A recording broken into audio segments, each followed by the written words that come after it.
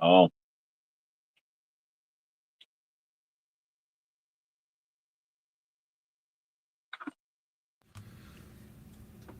Onward, Christian soldiers, marching as to war, with the cross of Jesus going on before. Christ the royal master leads against the foe, forward into battle, see his banners go. Onward, Christian soldiers, marching as to war, with the cross of Jesus going on before. Oh, for a faith that will not shrink, though pressed by every foe, that will not tremble on the brink of any earthly woe, that will not murmur or complain beneath a chastening rod, but in the hour of grief or pain will lean upon its God. A faith that shines more bright and clear when tempest rage without, that when in danger knows no fear, in darkness feels no doubt. Lord, give us such a faith as this, and then whatever may come, we'll taste and hear the hallowed bliss of an eternal home. A charge to keep I have, a God to glorify, a never-dying soul to save, and fitted for the sky, to serve the present age, my calling to fulfill. Oh, may it all my powers engage to do my Master's will. Arm me with jealous care, as in thy sight to live, and O thy servant, Lord, prepare a strict account to give. Help me to watch and pray, and on thyself rely. Assured if I my trust betray, I shall forever die. Rise up, O men of God, have done with lesser things. Give heart and mind and soul and strength to serve the King of Kings. Rise up, O men of God, his kingdom tarries long. Bring in the day of brotherhood and end the night of wrong. Rise up, O men of God, the church for you doth wait, her strength unequal to her task. Rise up and make her great. Lift high the cross of Christ, tread where his feet have trod, as as brothers of the Son of Man, rise up, O men of God.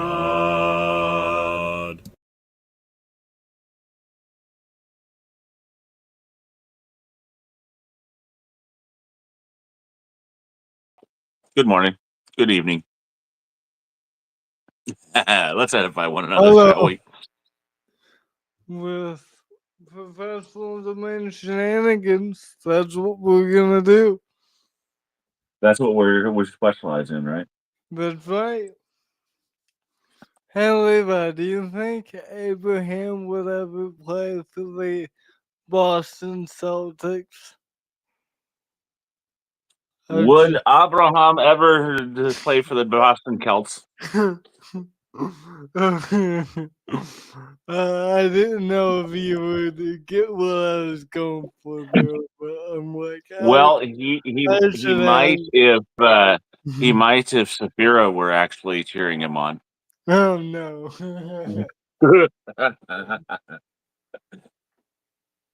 In the stands with Ananias. With who? Ananias. That's Ananias. Anyway, you cut that one. That one's Ananias. Yeah. You can't go with that one up. Yeah.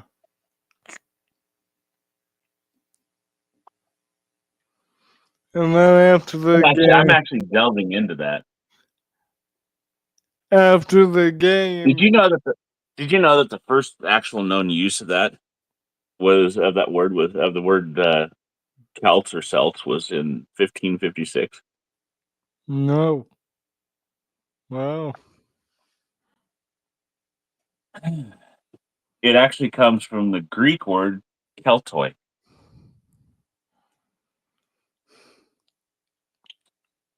Transliterated into the Latin word either Celtai or Celtai. Celte. One of the two. Oh, now you're being diplomatic.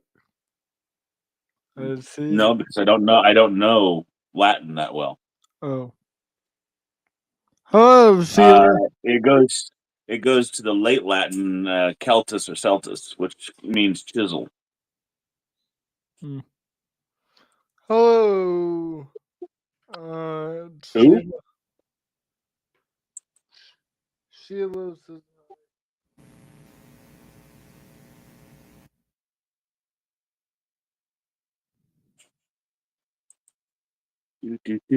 Do. I gotta go over and get my comments. I think I only have 6 days left of this. 6 days now because today's Thursday. Yeah. Maybe. And then I don't know where we're going next. I'm not renewing one stream. I know that. Maybe I will. Oh boy.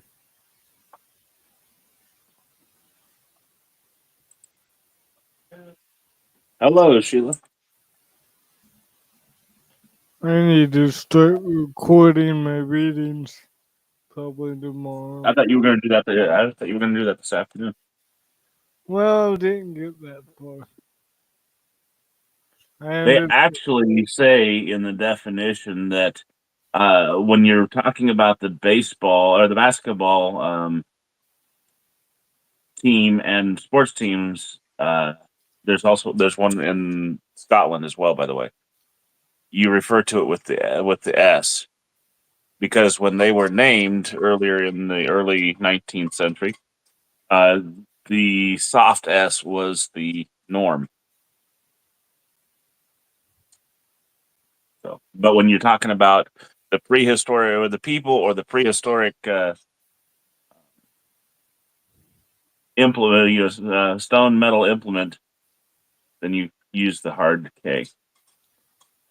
So what you're saying is boils down to I win. I win. Not at all. When you're Mhm. talking about the team, you are correct. Yeah, But when we're talking about the people, I'm correct. yeah. I guess we both win. However, Oh, I well, could still be correct yeah. in the pronunciation because the actual pronunciation of the word Celts, Celtic, is with a hard K. Let's just like not watch basketball together next week, and then it will be great. I don't watch basketball in the first place. Good, So we're already okay. good. I like basketball. I just don't have anywhere to watch it. See, I watched basketball a lot when grandma was in the hospital with her aneurysm. And I grew to dislike it because it was absolutely ridiculous. There wasn't a whole lot of finesse to it. That was my problem with it. There was no finesse. Okay, we're gonna go one side of the court to the other. Now, the same could be said with tennis. We're gonna go from one side of the court to the other. Oh, yay. Oh, hey, oh, hey. I mean, but the difference being is tennis is not as chaotic, right? You don't have quite as many people in tennis as you do in See, uh, that's what makes it entertaining. All the turnovers and the chaos and the rebounds and the turnovers would be fine. The rebounds are fine. The throws are fine, but you got a bunch of dipsticks that are each, thinking they're all just that they're all that in a bag of chips. yeah, that's kind of It's how. almost as bad as soccer, Yeah, where soccer, you got a whole bunch of pansies running from one side of the field to the other. And if someone so much as breathes on them, they fall down like acting as if they've been hurt. And yeah, floppers. Yeah, I don't like that aspect. I'm like, come on. it's like, uh, get up, people. They just want to draw the foul and the penalty kick. Have I ever done a hard study of the language tree? As in where certain languages came from? Well, we know that they all came from the Lord in essence. But It all started in Babel. it did all start in Babel, and there's not one true root, unlike what some people want to say. Um, because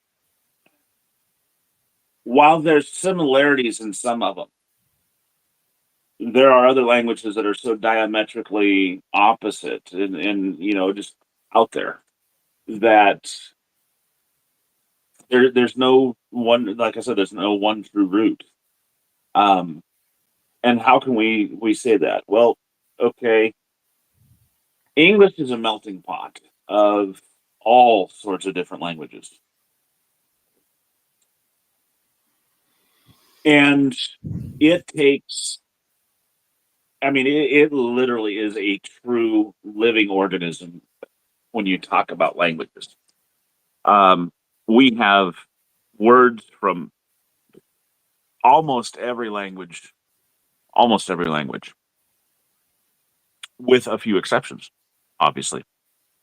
Um, there are, get this, there is there are tribes in Africa that have no verbal language.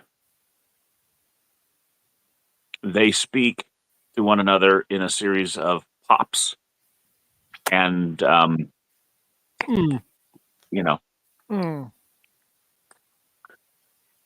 just like that. I mean, sorry if I said anything offensive to whoever was listening that knows that type of language.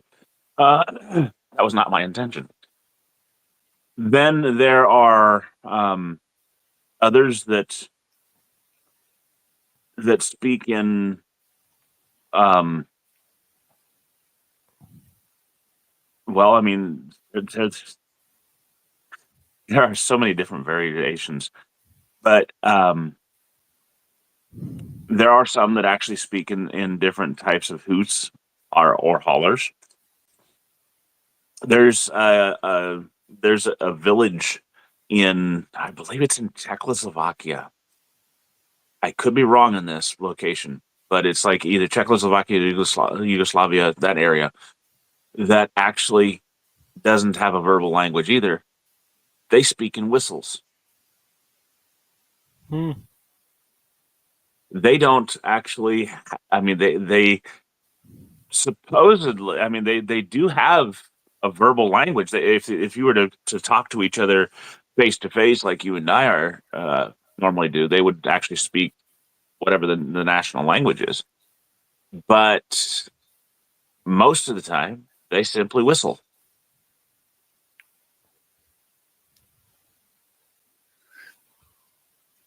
because their village is set on a hill, in a hill, Hmm. steep hill. Now, you're not just going to run up the hill and talk to a person. You're also not going to, try to sit there and holler, 150 feet straight up in the air. That gets too noisy when you have, 50 to 150 to 700 occupants, whatever it is. And so there are different languages that have no common roots, Hmm. but people have made languages for themselves. Um,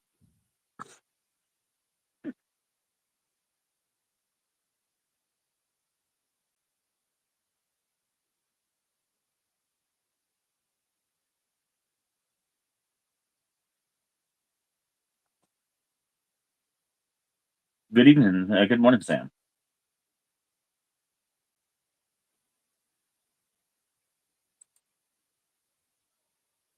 Oh, that's Pray for your back. Well, you are back, so I guess our prayers are answered. Um, You think yourself so funny. why are you laughing? I'm not laughing. Yes, you are. I got that laugh over there.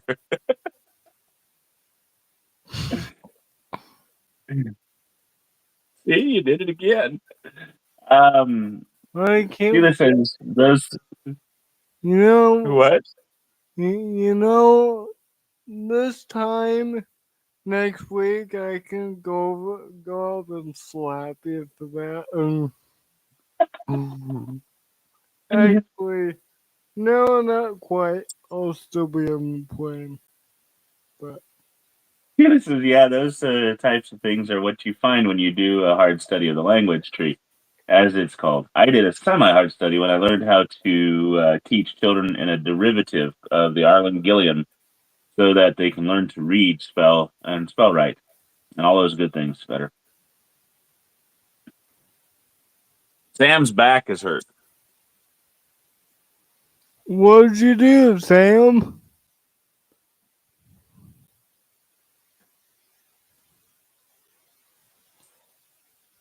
Sam says there are over 100. No, there are over hundreds of languages in the Philippines. No, there are over 100 dialects. Same language, just different variations.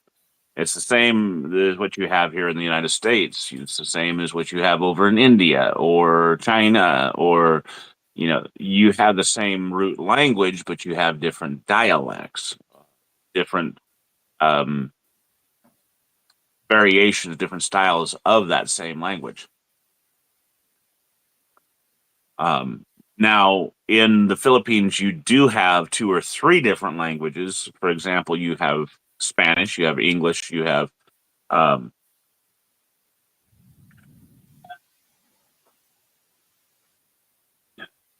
the native one, which kind of is a pidgin, basically a conglomeration of all three of the different, three major languages. No, that's Swahili is Africa, not Hmm. Philippine. I feel like I knew they're different. It's like Pinyin or something like that. I can't remember the right term for the one over in um, but there's like a lot of, I mean, it's a really quite a mix of natural of the original uh, of the original Philippine language mixed with um, Spanish primarily, a little bit of English thrown in, but the original Philippine language was similar, if I remember correctly, to the Asian languages. Hmm.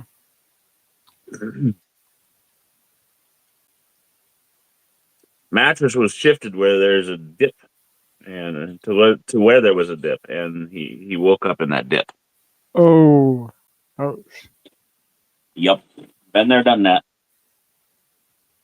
In Mm-hmm. my case, the dip woke up in the dip, so therefore, he was a dip.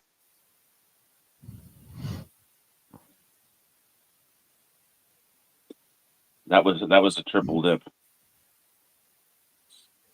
Don't you know that's unsanitary to triple dip?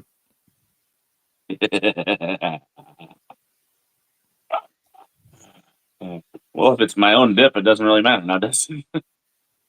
Like, If nobody else is going to be eating out of my cares. Cebuano, there it is. There's Cebuano and the Tagalog, and then there's the English and all the main language. Um, but yeah, I mean, there's a lot of closeness, as I recall, between the Cebuano and the Tagalog. But yeah, that he's got like the Cebuano, the Tagalog, and then there's the English. Or maybe there isn't. The Cebuano is actually the conglomerate, like the Tagalog with the Hispanic, the Mexican, or the Spanish hola, influences. hola, ¿cómo estás? Muy bien, gracias. ¿Y tú?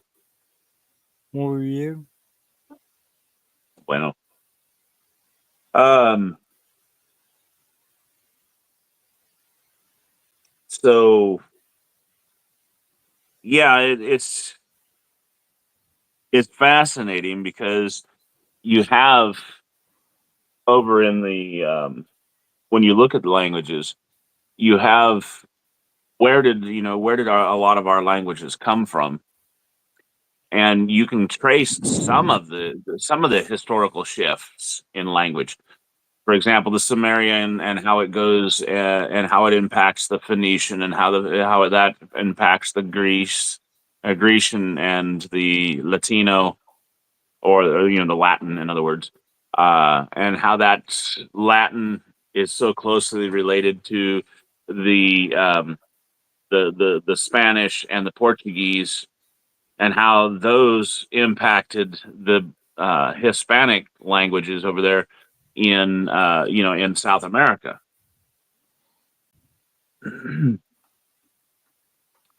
But then you have the Gallic languages, such as those that were primarily in German, in the area of Germany and Gaul, otherwise known as France. So you have the Germanic tribes and the Gallic area, which gives you Germany and Netherlands and the Poland and France and Belgium. Well, Belgium's Netherlands, kind of a little Uh, bit different. But anyway, but I you know. have that and how they shifted over into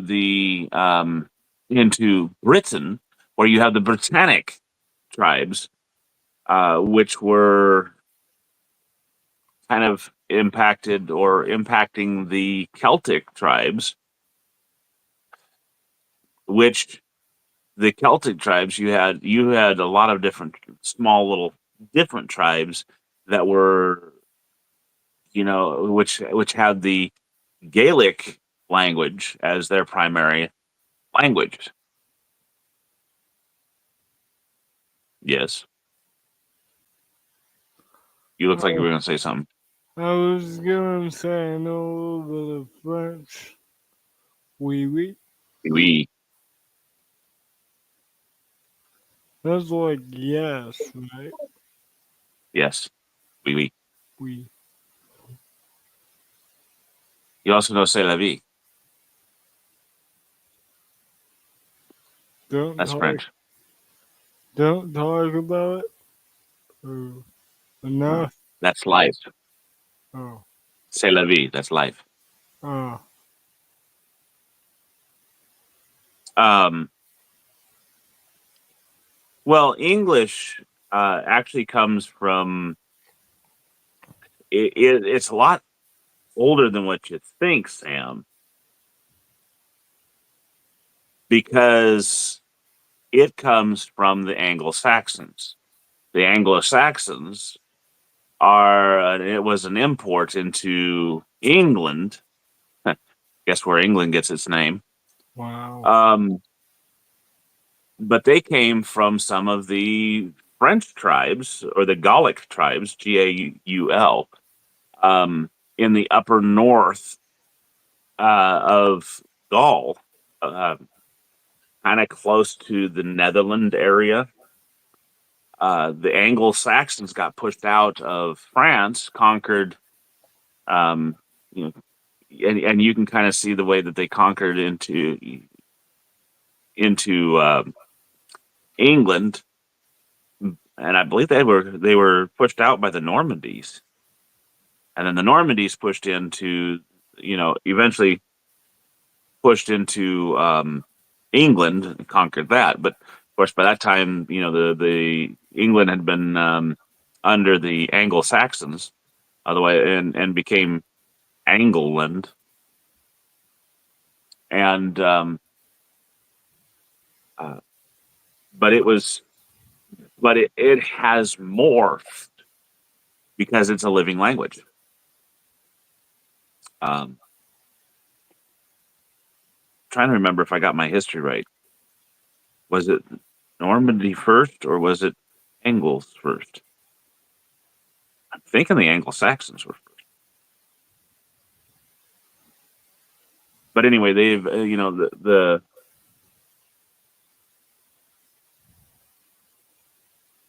I mean, Britain became, England, and the Anglo Saxons took over the entire British Isles, the entire um, island of Britain, and pushing the Gaelic tribes, the Celts, um, to the three most remote regions, that of Scotland, Wales, and the Irish Isles. And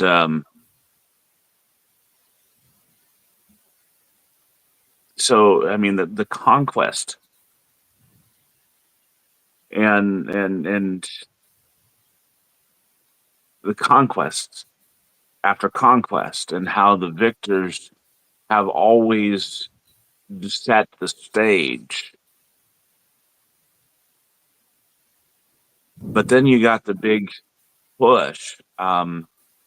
Like I said, the English kind of took over the stage because after the Roman Empire, kind of fell, England rose to prominence.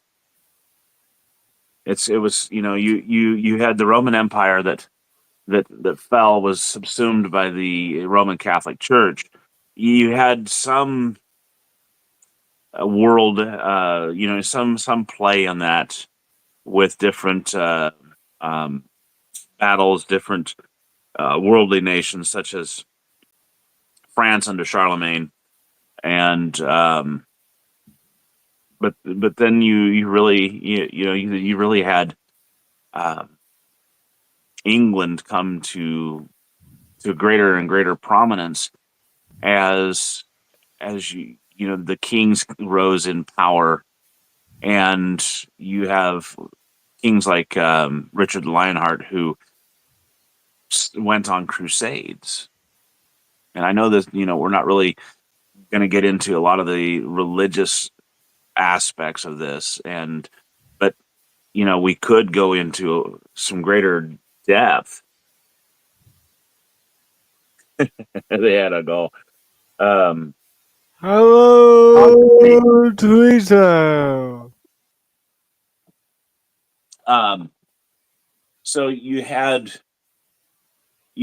the king, you had the Crusades, one of which was led by Sir Richard the Lionheart, and um, while he was away, you had the infamous um, King John. You know that one, the one that plays the prominent part in the story of Robin Hood. Oh, okay. And because of the depredations by King John, well, guess what we had?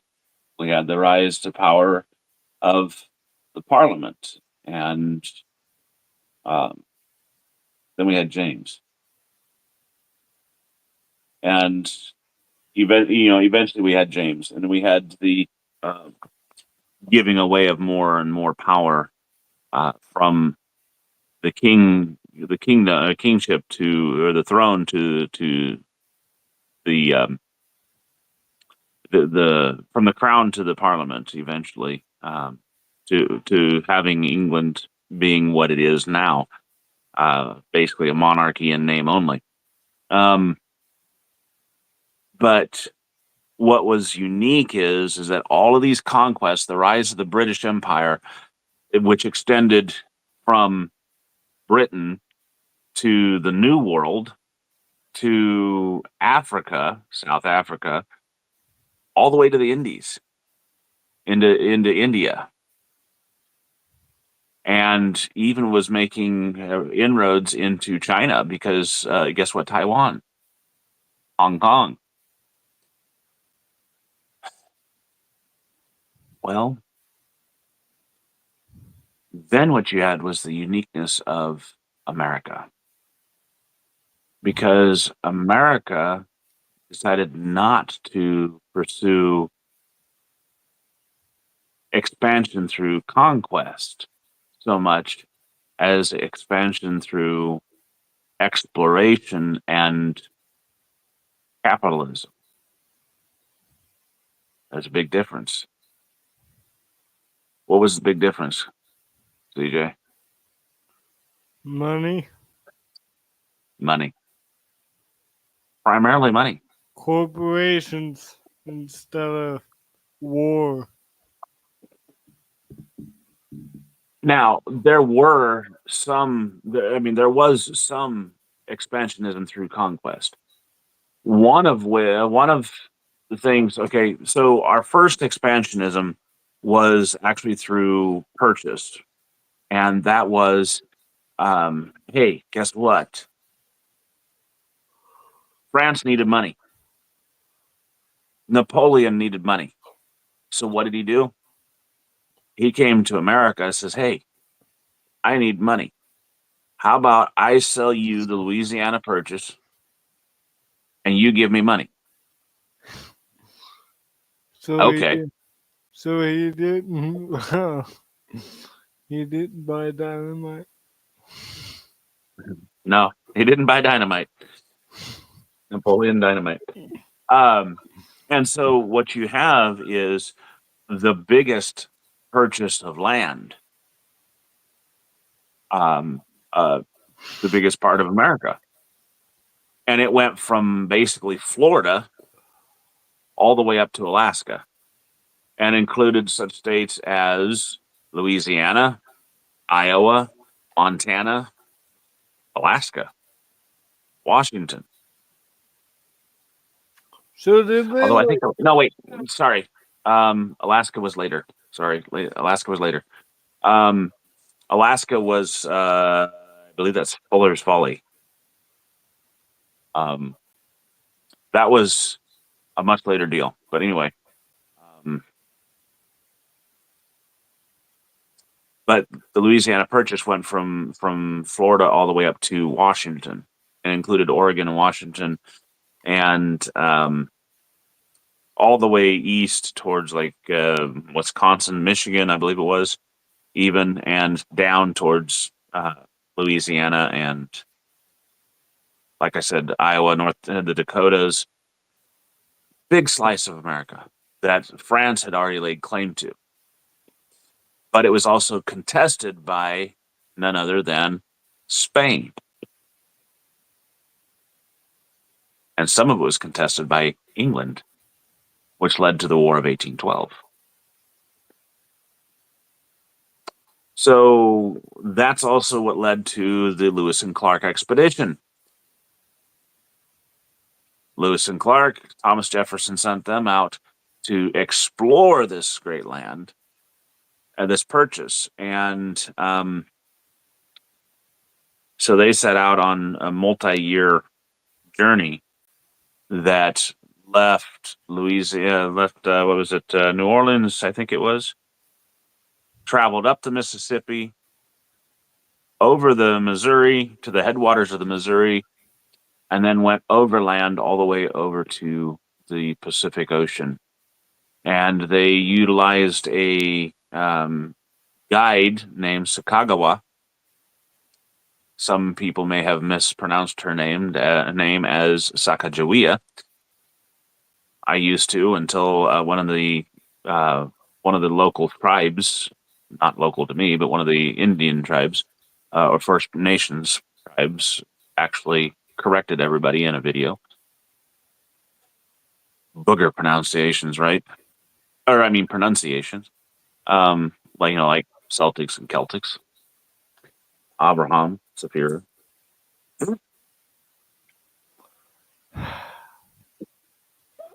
Uh, I cancel my plane ticket? That's it.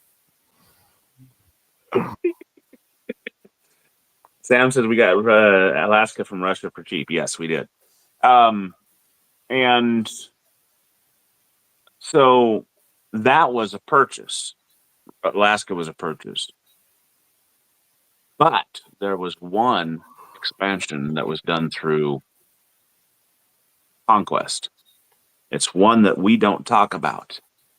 Not much, anyway. It was the section that's basically under Oregon and all the way down to just west of Texas. And it was when we had our war with the Mexican, with Mexico. In the War of Mexico, we won.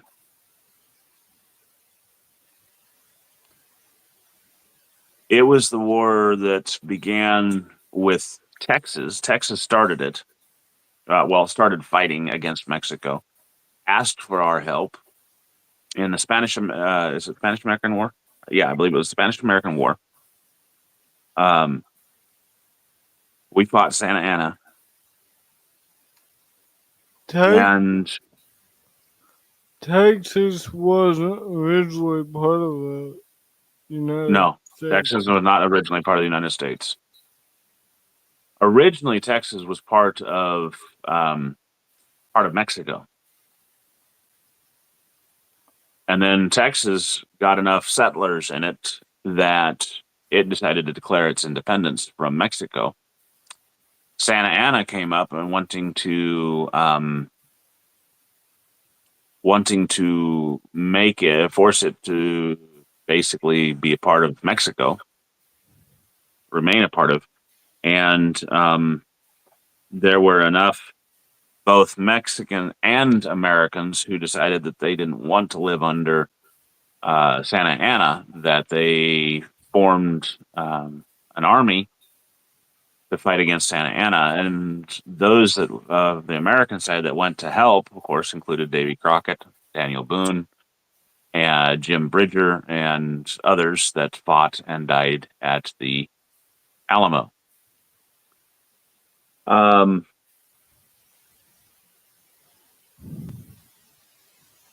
Steele is gone for the time being. But anyway, so Sam Houston, of course, was elected to the generalship, if you will, to lead the Texan army. And Texas eventually won its independence from Mexico. But there was the Spanish-American War. Or not the Spanish-American War. This is something different. This was our war with Mexico. I'm drawing a blank for some reason.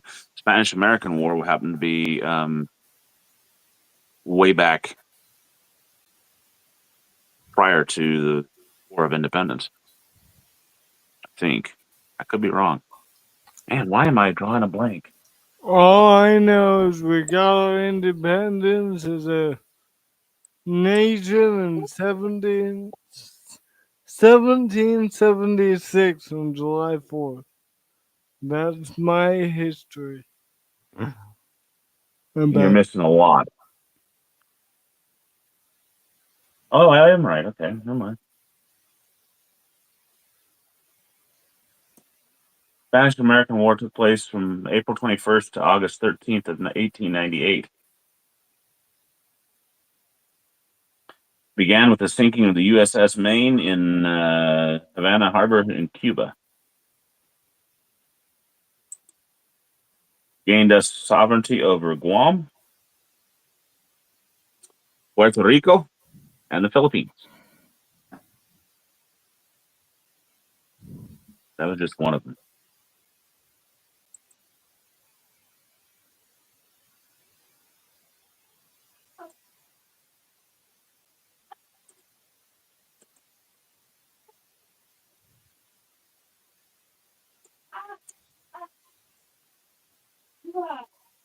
The American-Mexican War, or Mexican-American War,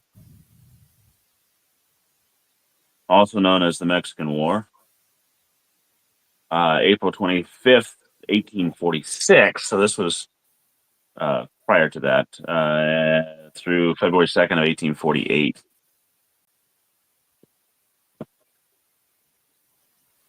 Was after Texas appealed to America to become its state.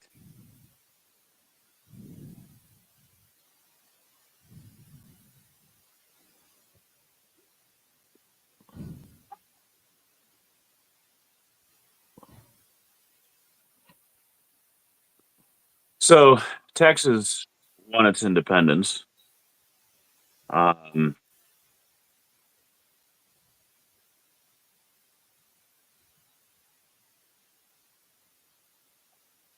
And let's see here. Where was the treaties of Velasco?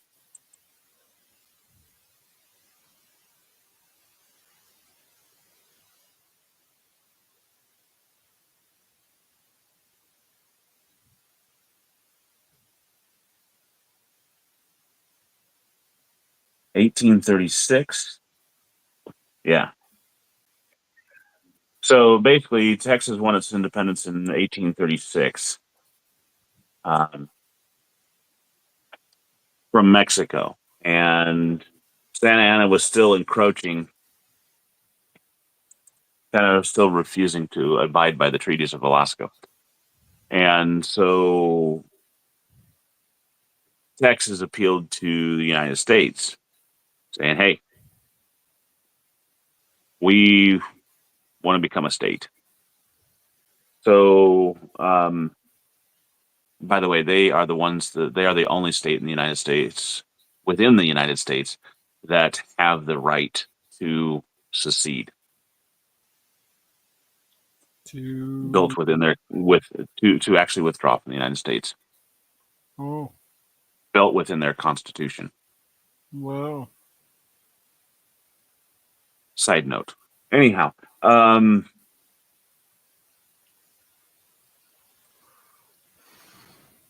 so in order to protect themselves, they appealed for statehood to the United States, and so the United States annexed Texas into within its confines. Santa Anna decided that wasn't, decided not to leave them alone. So we sent an army to protect Texas. Mexico decided that was an invasion. Oh. Thus began the war. Uh, Mexican-American War began April 25th, 1846, lasted roughly 2 years. well. We won.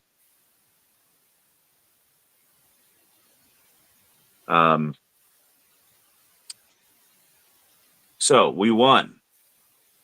What does that mean? Technically, we gained all of Mexico, all of California, all of Arizona, all of New Mexico, all of Nevada, all of Utah, Colorado, and Wyoming, I believe. Although Wyoming may have been underneath. Wyoming and Colorado may have been part of the Louisiana territory. So technically, we could make Mexico part of the U.S. We through our when we won the battle, when we won the war, Mexico was part of the United States for all of the time it took for us to draw up the uh, to finalize the documents. We gave Mexico back its land. Oh. Said we didn't want it, Now and Mexico. so we cut Mexico off at the river. Hmm. And that's what people don't realize is by winning the war as the right of conquerors or as the right of winners, we actually had everything all the way through the land of Mexico down to its southern border. Oh. But we said we didn't want it. Hello, Sheila. You're back. She's back. And that's what a lot of people don't understand is that when we won, James Polk said, "Hey, that's enough." Um, and so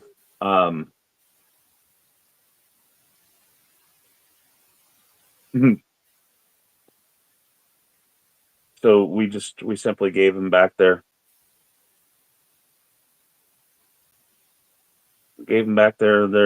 country, but we kept everything north of the river.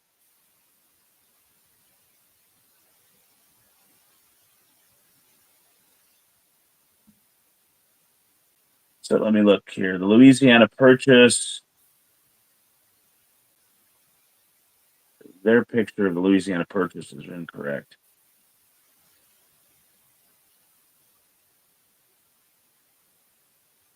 Because their picture of the Louisiana Purchase doesn't have it going all the way over to the Pacific, which is what the Louisiana Purchase did.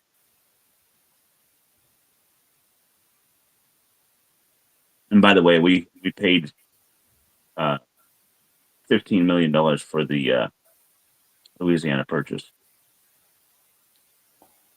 15. And Colorado was not part of the. Wyoming was, but Colorado was not part of it. I don't think I'll ever see that in my bank account. 15. Probably not. Nope. That would be the next Mr. Beast. I wouldn't be living in an apartment, that's for sure.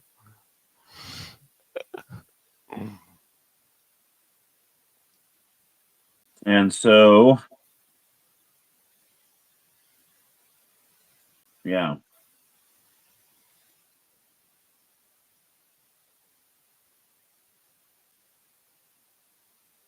So Mexico had everything from the Rio Grande all the way up, basically to Oregon, into Oregon.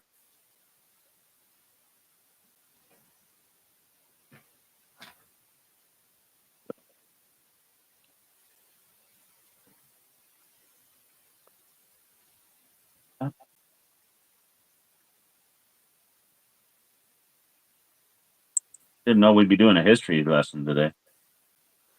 Me neither. The American people, Sister T, paid $15 million back in what was it? It would have been early 1800s for the Louisiana Purchase.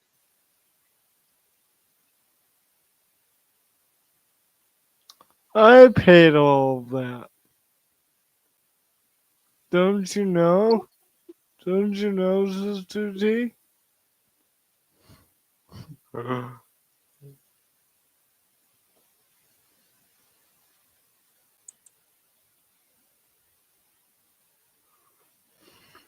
1803, I think, is when that happened. Yeah, 1803. Yeah. $15 million in 1803. That was quite a lot of money. Yeah. That was roughly $18 a square foot. Wow. I think it was. A square foot or square mile. So that was back when a McDonald's. $18 a square mile. Back when everything was cheaper. No, way cheaper. Today it would probably be way more than $15 million to do that.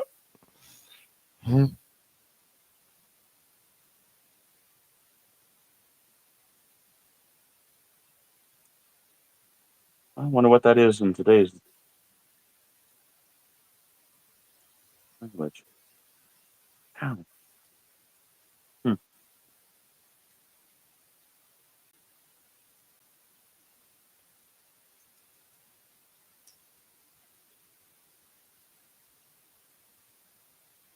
Doesn't really say what it would be in today's. Still, A lot of money. Hey, $15 million is $15 million in my book.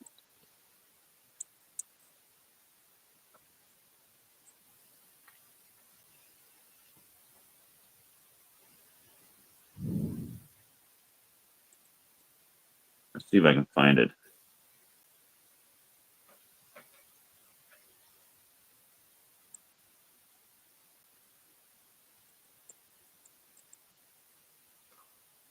We are such interesting people. We value green paper to get stuff and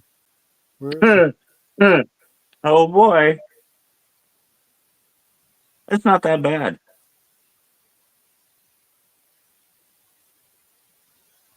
$15 million in 1803 would translate into $428,824. Oh.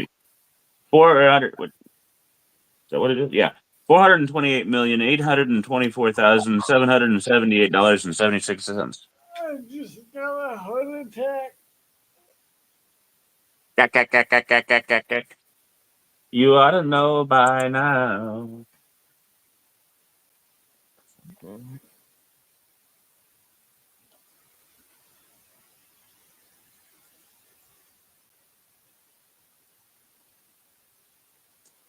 Sister, Teresa, who didn't. Sister T. I know nothing, essentially nothing about history. And I knew who Hitler was. Sister I'm T. not actually all that shocked. A lot of times, people totally tune out history. Because I mean, let's face it, it's a bunch of facts about a bunch of dead people. Really, I mean, come on, Yeah. it's a bunch of boring facts about a bunch of dead people. So a lot of people are going to be like, well, "What does that dead person have to do about me? Do with me?" So I'm not actually that shocked about Sister T not knowing. Um, the problem is she's a lot closer to that age than I am, or that time than I am, which is, I guess, what is most surprising. Um, because her mother, her aunt, would have had to deal with the very real consequences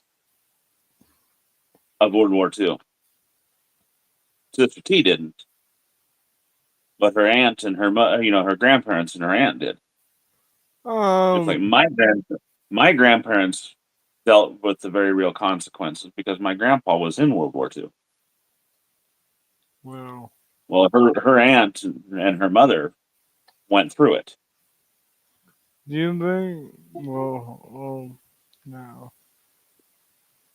But you see, not everybody, not everybody was as attached to the happenings that went on during that time. Yeah. I know about, I know the names of wars. Hmm. Civil War, Cold War, World War One, World War Two, the Great Depression. I know about that. Let's see. Any other? Was it when Hitler was around that Corey ten Boom hid the Jews?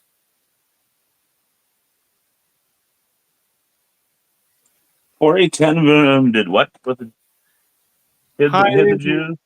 yeah, hiding the Jews in their house. Was that Hitler's time? I believe so.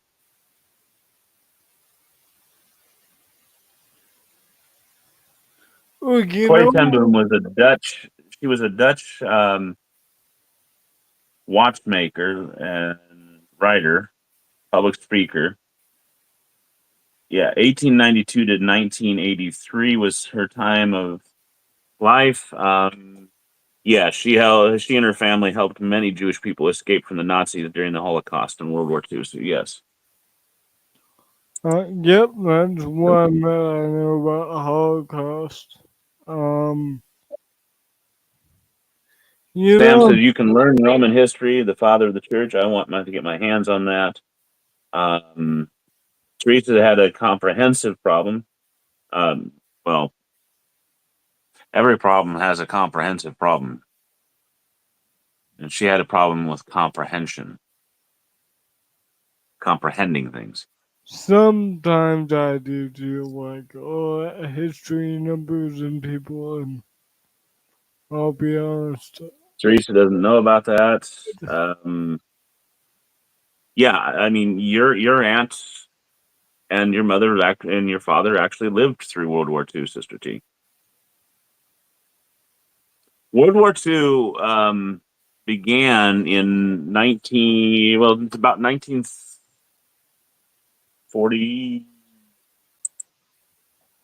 I want to say 42, but I think it actually was beginning before that. Um,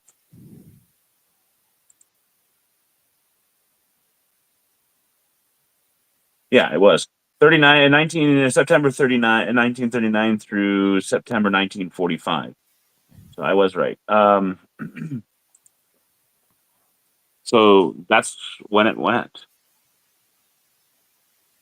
Um, Uh, and yes, Sorry, finish your thought. um, so I mean, I know that um,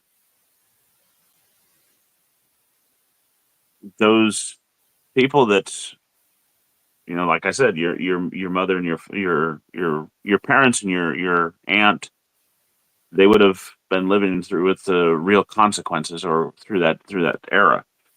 Um,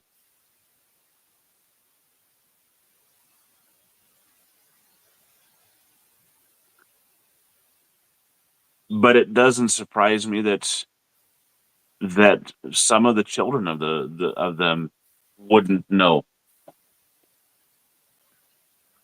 Have you seen The Pianist?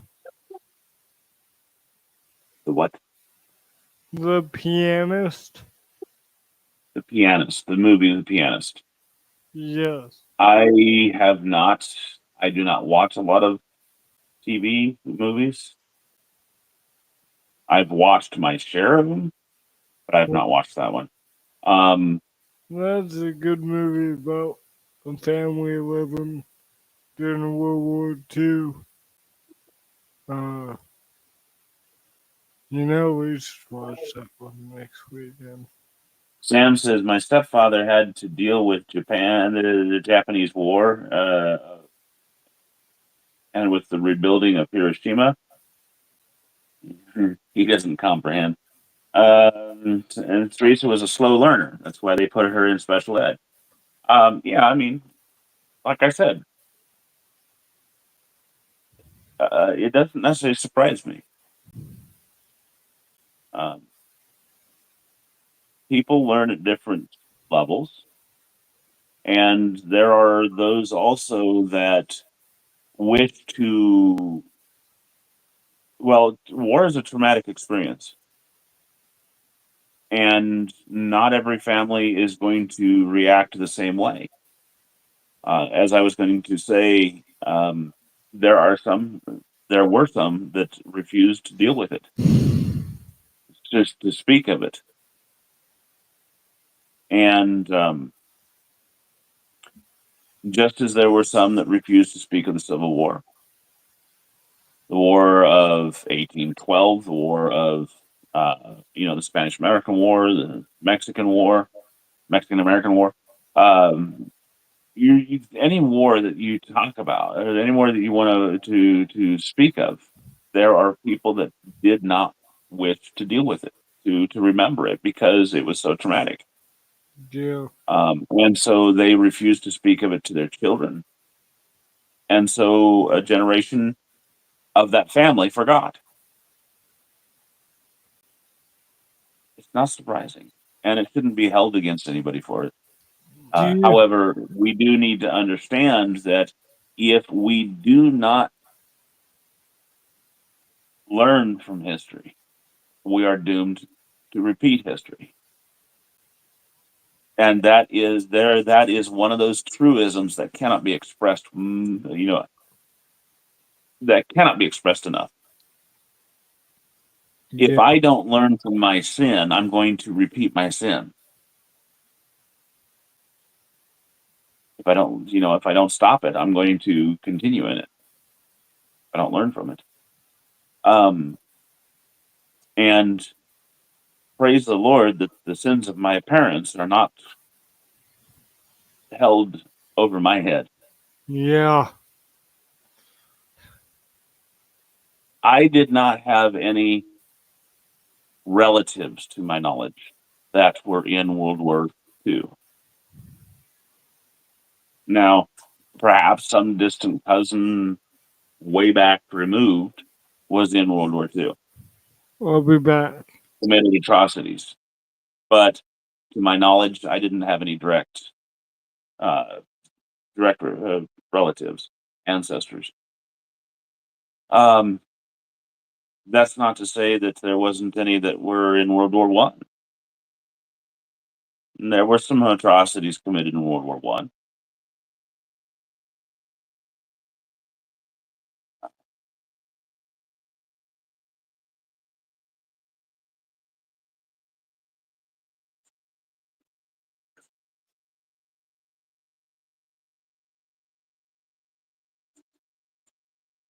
But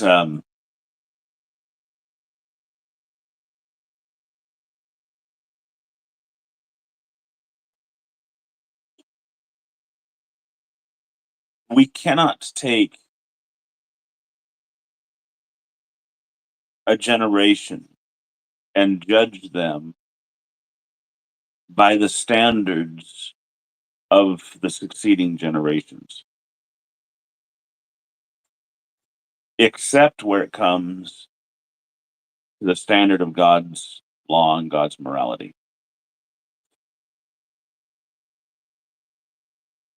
or knowledge thereof.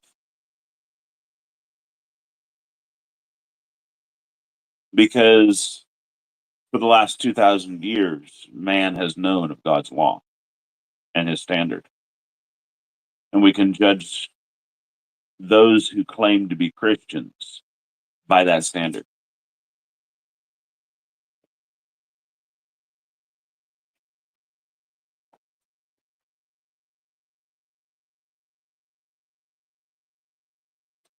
But I cannot take today's understanding, today's knowledge, and judge the people of the past by it. It's hypocritical to do so. Nor will I be, nor should I be judged by the standards of the future for what we do today.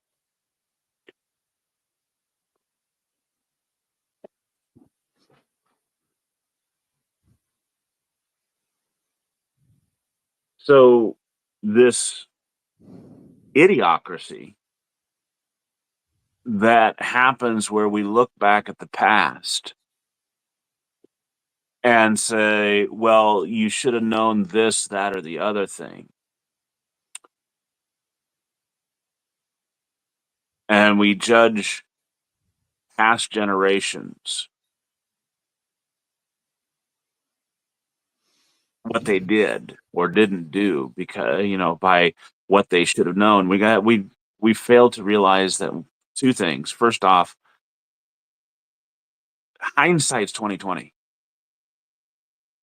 We can look back through the lenses of history and say, okay, well, you should have done this, this, or that, but that's called armchair quarterbacking.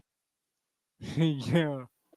We know what they could have done, what they should have done, but only because um, of what they did and where we're at now. The second thing is that they're operating in the laws of what they have knowledge wise, as well as tools and uh, so they're making decisions based upon the time, circumstances, and what is available to them at that precise moment. Yeah. They don't have the information that we have. They don't have the tools that we have. And so they don't have the circumstances that we have. They're doing the best that they can with what they have. We can't judge them.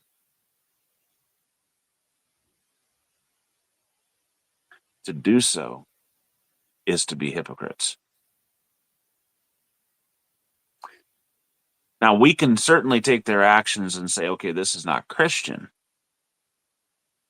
For example, the way that many settlers or many of our forefathers in the atrocities that were committed, or in the way that they treated the indigenous peoples.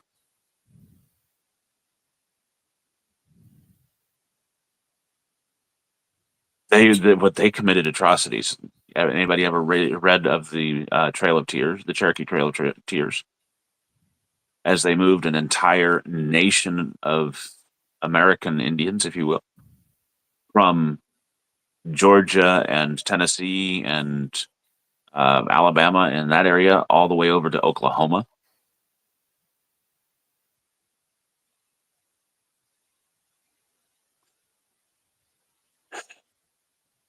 What was done there was terrible,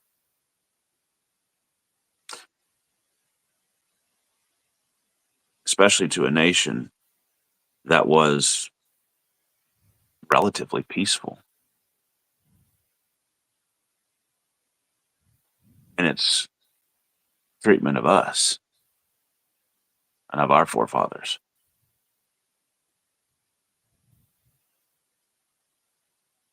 It's a pretty big beetle.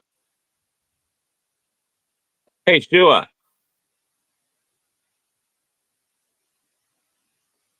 Well, I guess that one's going to live. However,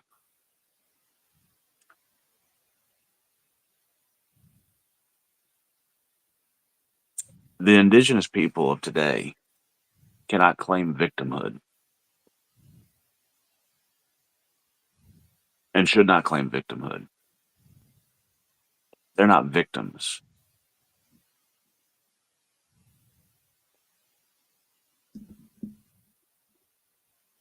They're living on their own reservations. You know what? They don't like what they're at. Guess what they can do? They can leave. Yeah. They don't have to live on that reservation. They can leave. Of course, if they leave, they don't get the big government check that they've been enjoying for all their life. Yeah. That we've been giving them as part of the reparations, as part of the treaty that we signed with them. Um, because, well, we did feel bad for what we did, what our forefathers did, but they can leave, and they have just as much right to make a go of it and live the American dream as the rest of us. They're not a victim.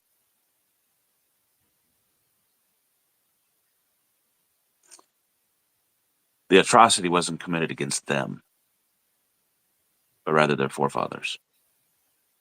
And that's been paid over and over again.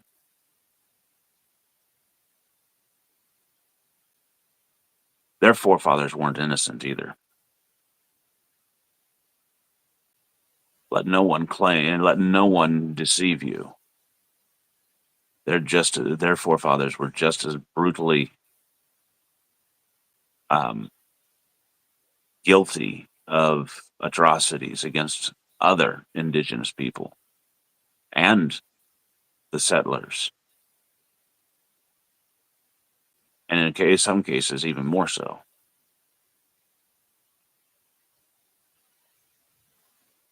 Guilty of theft,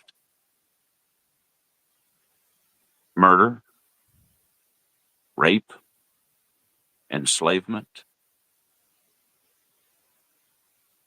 maiming.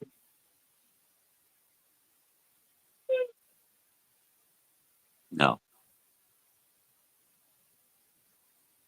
they weren't guiltless. So, if we really want to play that card, every single person upon this earth, not just this nation, this earth, has somewhere in their ancestry some forefather who is guilty of some crime and atrocity. Yeah. There's no one on this earth, who has not had some ancestor that has committed some horrendous crime that we could go and say, you owe us money for. But thanks be to God that He doesn't hold our sins against us. Or Right. rather, I should say, He doesn't hold our Father's sins against us. Yeah. Because I have enough sin of my own to atone for. And I can't do that except through the blood of Christ. Romans chapter 3, verse 23 tells us that all have sinned and fall short of the glory of God. Every single one of us. Yep. If you want to take that in the literal sense of the words there, for as many as have sinned have fallen short of the glory of God. Every single one of us here on earth have sinned. Ezekiel 18, verses, 18 and 18 through 20, tells us that God is going to hold accountable each person that sins. And He's going to hold accountable that soul that sinneth. It shall die. Right. All right? The soul that sinneth, it shall die. Yeah. He said that back in Deuteronomy. He says, the Father shall not be put to death for the sin of the Son, nor shall the Son be put to death for the sin of the Father. He said that in Deuteronomy. He said that in Nehemiah. He says that in Ezekiel. Yep. And he says that today. Yep. That's right. But he Well, also says that there's a new covenant. And the author of that new covenant is the author of eternal salvation to all them that obey. that's right. Hebrews chapter 5, verses 8 and 9.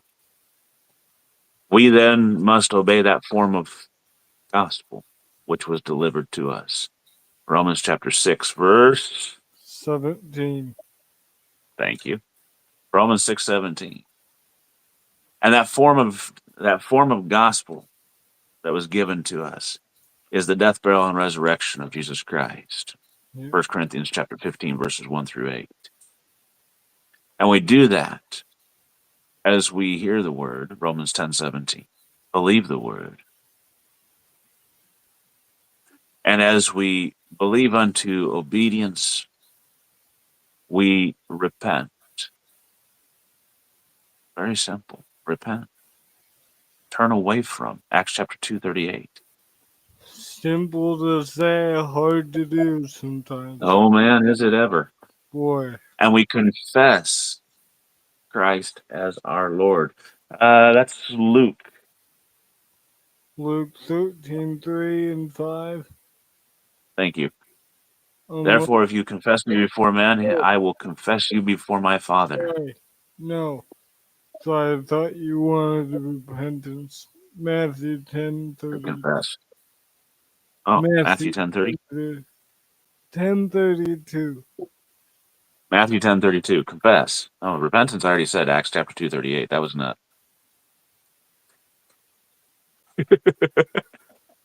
Well, you went to look Confess. and I'm like, oh, I okay. no. I said confess. I said confess.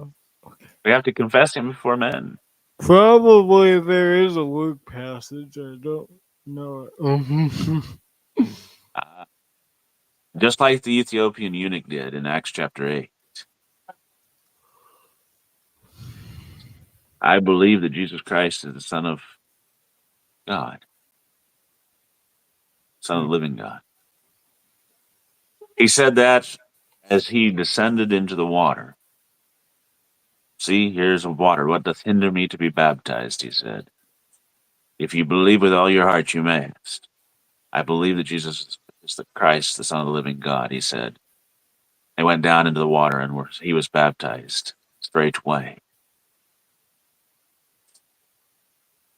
That means the baptism is necessary for salvation. Acts chapter 2:38, as well as um oh Acts chapter you lost it.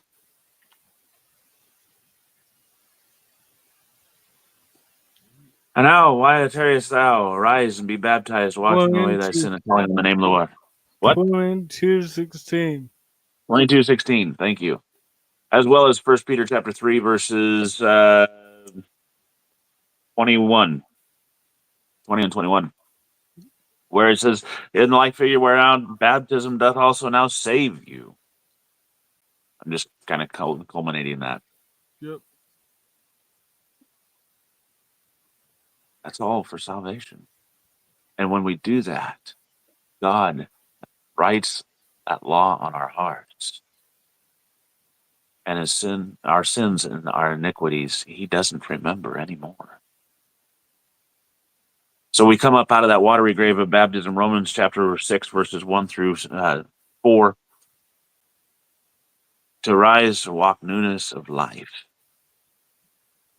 Uh, we put Christ on in baptism, Colossians chapter 3, 2, 3, 2, 10, 2, 12, 2, 13. 2, 10 through 13. 10 through 13. I thought you said 2, 12, 13, 13, 12. Anyway, you were you were fumbling on like I was there, CJ. 10 through 13. Um, we put him on in baptism, having been baptized into his death.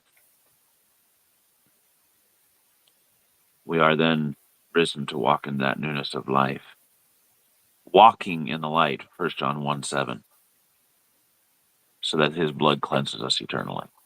Yep. If we walk in that light. That's right. I am so thankful that I can learn from my mistakes. So I'm not doomed to repeat my history. And I can learn from the history of others. So I'm not doomed to repeat their history either.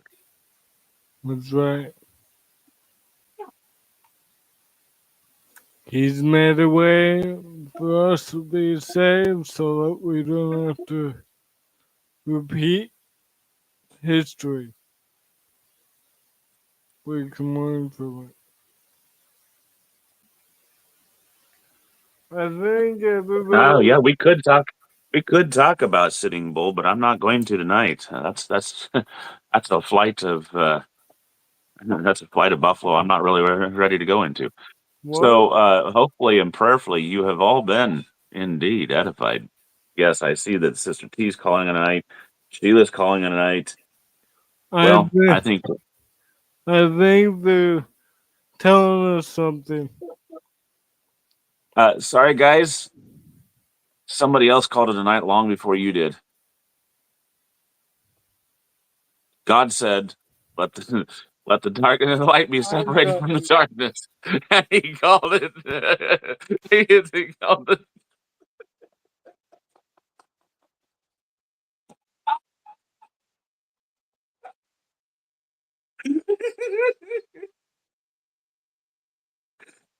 Remember, here at CEM, CJ says we like to do three things. What are they, CJ?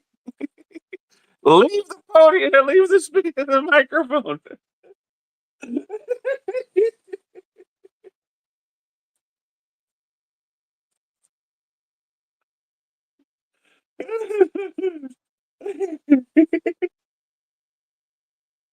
He gone. So hopefully, prayerfully, you have been edified tonight by our time together.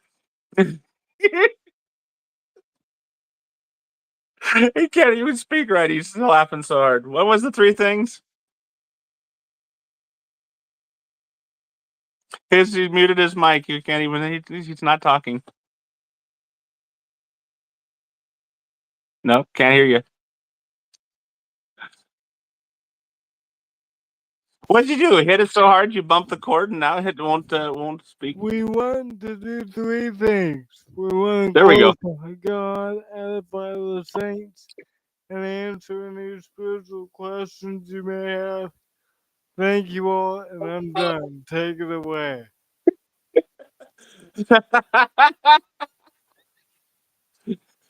Hopefully, you've been edified through our time together tonight. That way, whether we wake tomorrow to serve God here on this earth or we wake tomorrow to serve Him up there, where we all long to be, we are going, where we'll have the honor, the privilege, the pleasure of being, knowing that He has called it a night.